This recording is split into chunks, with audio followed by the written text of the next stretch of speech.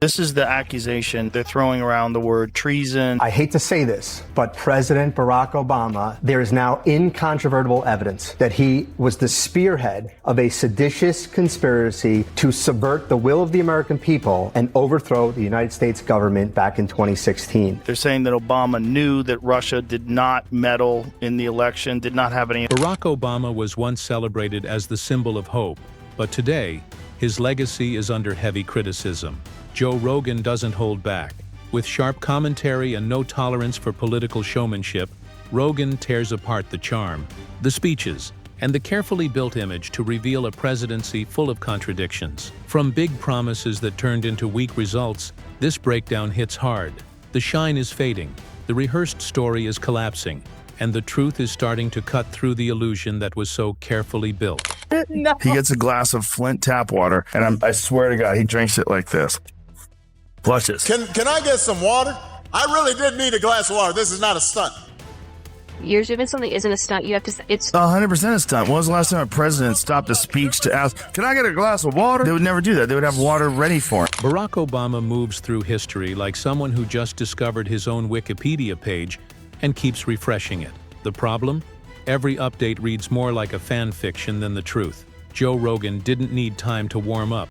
He came out swinging, pointing out that the emperor isn't just exposed. He's also trying to sell his clothes on Netflix. Obama did it, where he repeated that lie about Donald Trump talking about white supremacists, saying they're very fine people on both sides. Let's play it. Said that there were very fine people on both sides of a white supremacist rally. You had some very bad people in that group, but you also had people that were very fine people on both sides. And you had people, and I'm not talking about the neo-Nazis and the white nationalists, because they should be condemned totally. But you had many people in that group other than neo-Nazis and white nationalists, okay? That's crazy. I have never seen. The myth of Obama has been polished so often, it now shines like a mirror.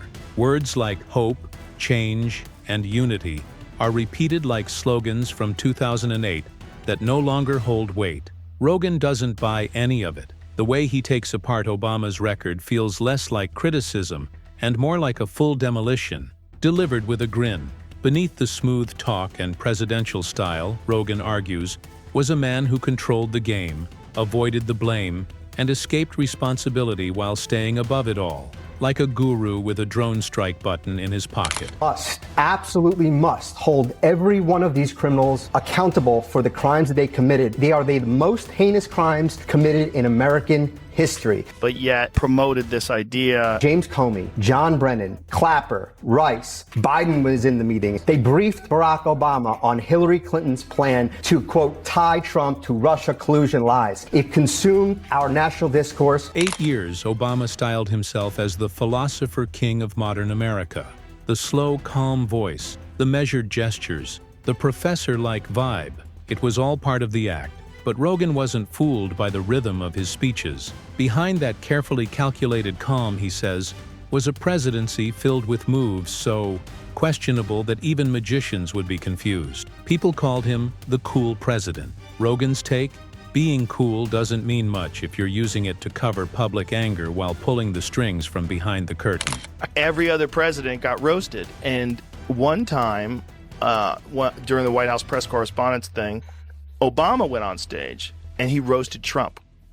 And one of the lines he said to Trump, he said, "I'm one thing that you'll never be, which is the president of the United States." Because this is when Trump was trying to claim that Obama was from Kenya. Do you remember that? Yeah, yeah. The birther stuff. Yeah. Which is wild. That stuff was wild. If you're enjoying this video, make sure to subscribe to the channel and hit the bell icon.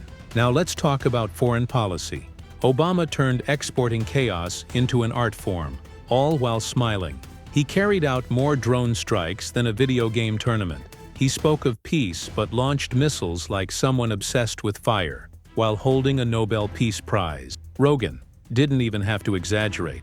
He simply listed the countries Obama bombed, and suddenly that Peace Prize looked less like an honor and more like a participation trophy in the global intervention games. About Biden. Give me some volume and go full screen. What you know now, do you wish you had a third term? You know what, if I could make an arrangement where I had a stand-in, a front man or front woman, and they had an earpiece in, and I was just in my basement in my sweats looking through the stuff, and then I could sort of deliver the lines, but somebody else was doing all the talking and ceremony, I'd be fine with that. We know he wasn't really running the country. Yeah. We used to think he was actually running the country, and now they're like, no, he didn't even see those executive orders. That was all And then there was his administration's close relationship with surveillance. The NSA spied on American citizens as if auditioning for Big Brother Constitution Edition, all while Obama delivered speeches about freedom and transparency. Rogan compared it to finding a hidden trapdoor in a magic trick.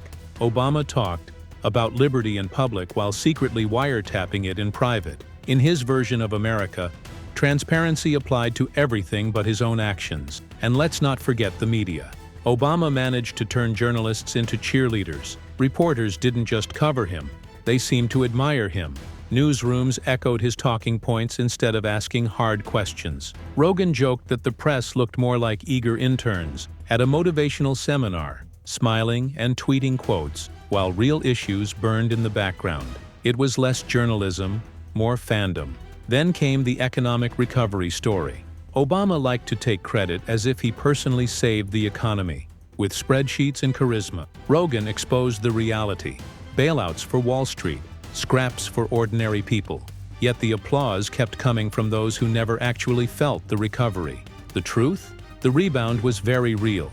For bankers, billionaires, and brunch influencers. For regular workers, it was just slogans and speeches. Level of surveillance that this government is putting forward is insane. It is crazy. And remember when Obama was confronted about it? He's like, it's just metadata. Metadata. No worries. Yeah, it's fine. Just trust us. Just metadata. Yeah. We're just collecting metadata. And Snowden's like, no, I was reading people's emails. Right. Yeah, we all read emails. And there was some reporter, I forget her name, like they were deleted. She was on her computer and you could see the file being deleted right in front of her. She took a video with her camera. I think Ed Snowden should be allowed to walk free. Next came Obama's celebrity transformation. After 8 years in office, he didn't retire. He rebranded.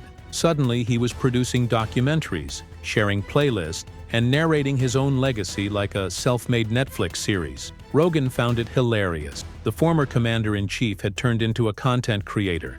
The contradictions didn't stop. There, Obama preached about climate change while buying luxury beachfront property, as if rising sea levels were just gossip from Fox News. Rogan compared it to a diet coach sneaking donuts behind the curtain. And then came the Russia issue. Not the one involving Trump, but the 2016 election interference. Rogan highlighted how Obama's administration stood by as Russia meddled, watching events unfold but doing little to stop it. They knew it was happening. They let it happen, and later acted surprised at the outcome. Obama's version of cyber defense?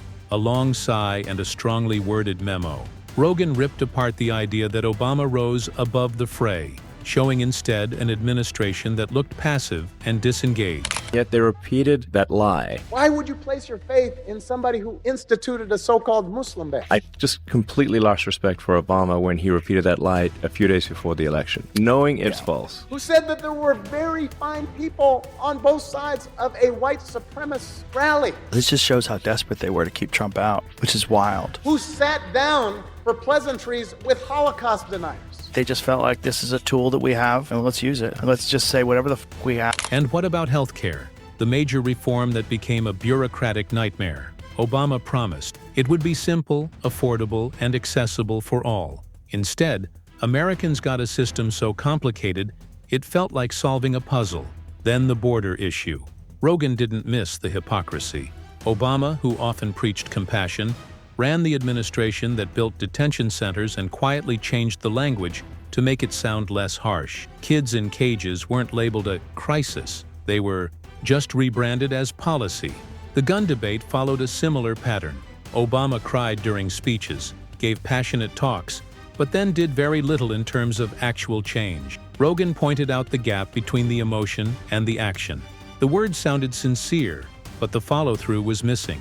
To him, it was classic Obama, emotionally powerful, practically ineffective. I think the best people age the hardest. I think Obama was probably like a very idealistic young man Oh, Lord, what's going on now? Who's hollering? I can't even see it. who really wanted to change the world. And that dude aged more than anybody. I mean, I'm getting old, so I can't hear that well. I can't see that good. Who aged the least? Trump. Trump just This is something that he just brushed that shit off his shoulders like it was nothing. We knock on wood wherever we may have wood, that I'm in very good health. I just won 2 club championships, not even senior, 2 regular club championships. Rogan also tackled the cult of personality. Obama's followers treat him like a mix between Gandhi and a Silicon Valley CEO. The man can tweet something trivial, and the internet explodes. Rogan mocked it sharply. Obama isn't a philosopher. He's a brand, polished, promoted, and protected by nostalgia and media loyalty. Rogan reminded people of the outcomes: a divided nation, mistrust in institutions, and a record of punishing whistleblowers. Obama promised transparency, but no president came down harder on those who exposed government secrets. From Edward Snowden to Julian Assange, his administration went after truth-tellers instead of protecting them. Rogan found the irony almost funny. Transparency for the public, but secrecy for himself. Obama mocked him. Remember? He did the White House press correspondence dinner, and he said, No one is happier, no one is prouder to put this birth certificate matter to rest than the Donald. So he can finally get back to focusing on the issues that matter. Did we fake the moon landing? What really happened in Roswell? And where are Biggie and Tupac? You see Trump in the audience going, Oh, he made fun you're of taunting a psycho. Yeah. Even as a private citizen, Obama can't resist stepping into the spotlight to give advice, often sounding like a detached uncle who hasn't kept up with reality. Rogan called him out for offering shallow insights and speaking with an air of superiority, as if he's the only adult in the room. That's not leadership, Rogan argued.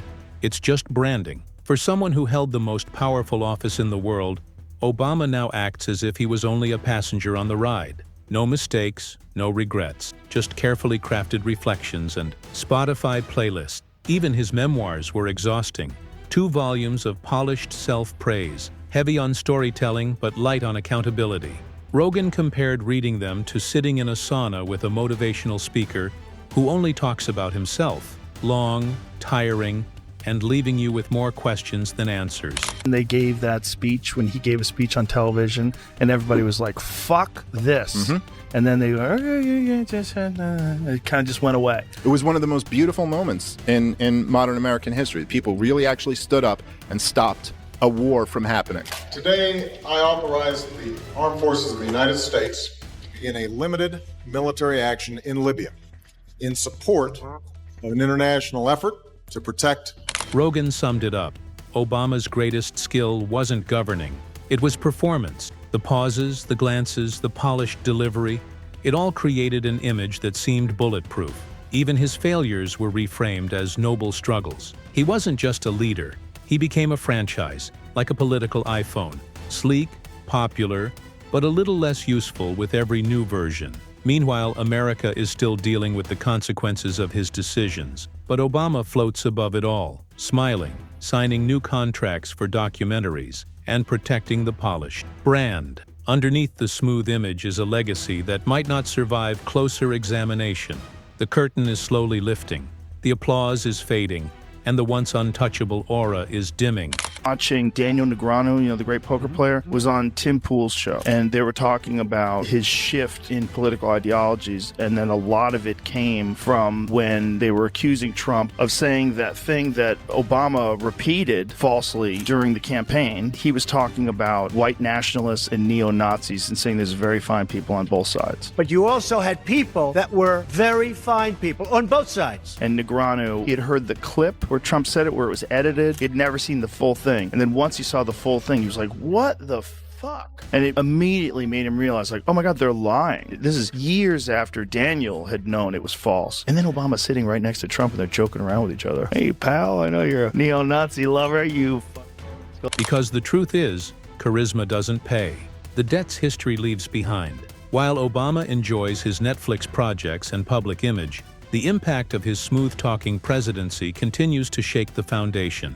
Rogan didn't just question the story, he tore it apart. Being likable, he reminded everyone, is not the same as being effective. From corporate bailouts disguised as justice to drone strikes sold as peacemaking, the reality is not a success story. It's a carefully managed narrative that is now falling apart.